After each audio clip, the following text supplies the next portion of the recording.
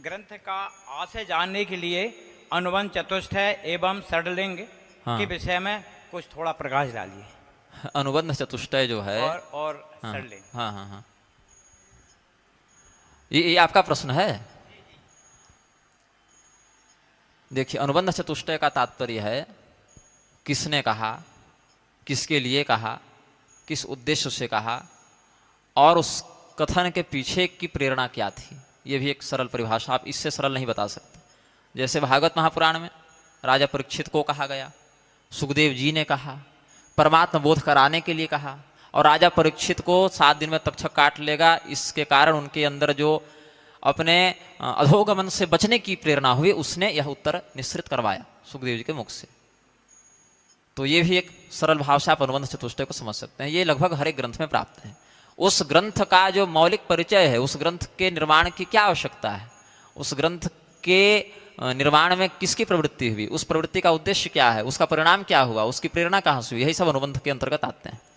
और रही बात षट तात्पर्य निर्णय के जो षट लक्षण हैं, उसमें बृहत संहिता का वचन है, उपक्रमोपसंहारावभ्यासो पूर्वता फलम अर्थवादोपपत्ति च लिंगम तात्पर्य निर्णय।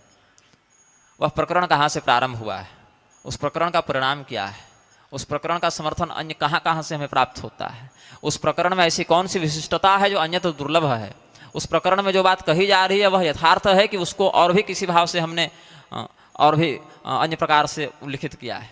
जैसे कोई माँ है, अपने बच्चे को कह रही है कि तुम पढ़ाई करो, बच्चा नहीं कर रहा है, पढ़ाई करो, बच्चा नहीं कर रहा है, तो उसको प्रलोभन दिया। प्रलोभन देते हुए कहा कि अगर इतने दूर तक का अध्ययन कर लोगे तो आज बाजार से ये खिलौना ला कर दूंगी या मिष्ठान तुम्हारे लिए बना दूंगी।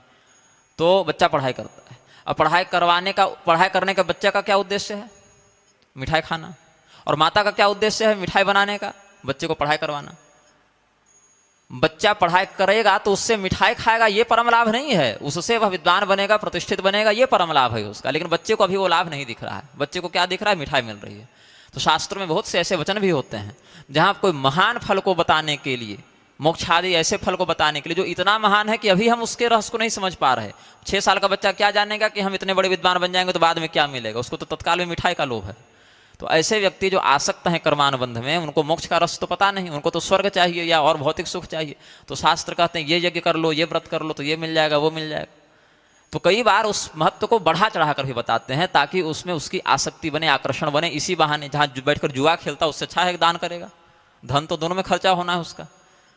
तो विशेष उसके प्रभाव को आकर्षित बनाने के लिए भी जहां है उसको अर्थवाद इत्यादि की संज्ञा दी गई है। तो 6 प्रकार से श्रुति के तात्पर्य का निर्णय किया जाता है और श्रुति सम्मत शास्त्र के तात्पर्य का निर्णय किया जाता है।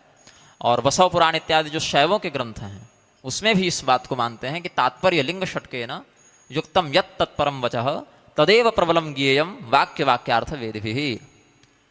जो ये 6 प्रकार के तात्पर्य निर्णय वाचक जो हैं उसमें जो परवर्ती वचन है उसी को प्रबल जानना चाहिए।